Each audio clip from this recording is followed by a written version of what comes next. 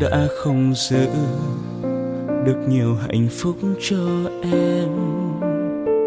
Nhiều khi giận nhau, nước mắt em cứ rơi thật nhiều.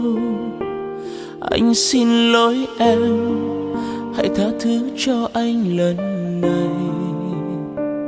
Đừng rời xa anh, em nói đi, em rất yêu anh.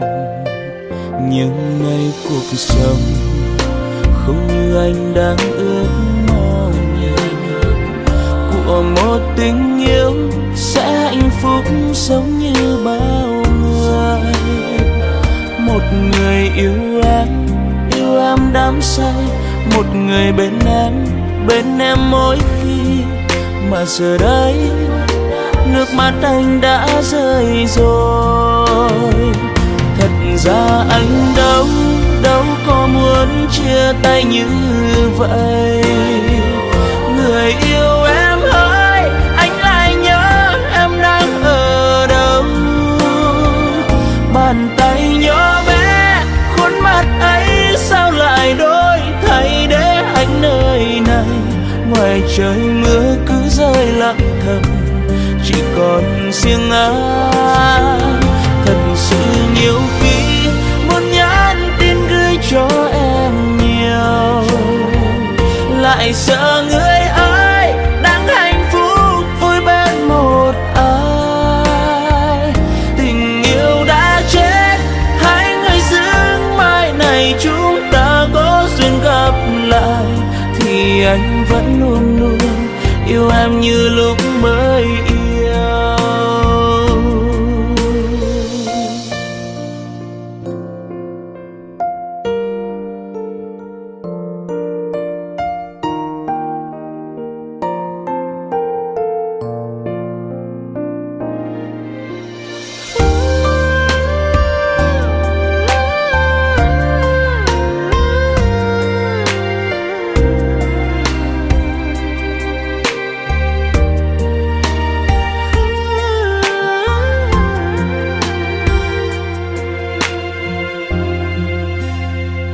Anh đã không giữ được nhiều hạnh phúc cho em.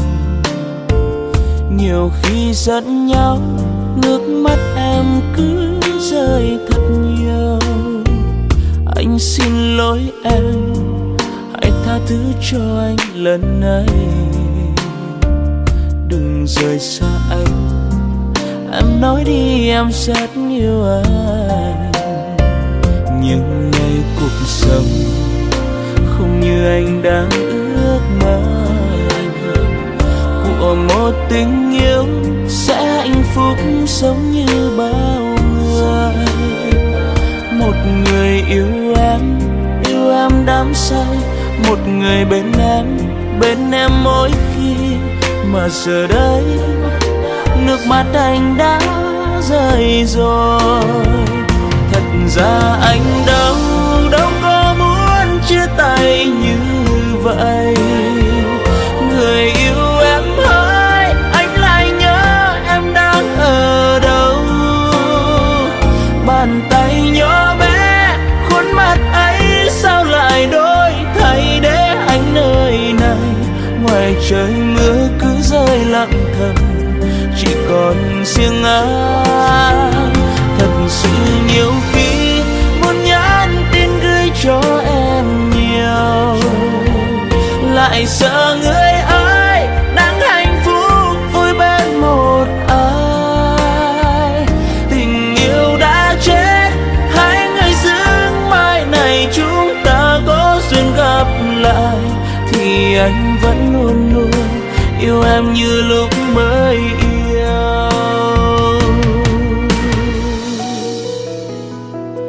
Thật ra anh đâu có muốn chia tay như vậy. Người yêu em ơi, anh lại nhớ em đang ở đâu. Bàn tay nhỏ bé, khuôn mặt ấy sao lại đổi thay để anh nơi này. Ngoài trời mưa cứ rơi lặng thầm, chỉ còn riêng anh. Nhiều khi muốn nhắn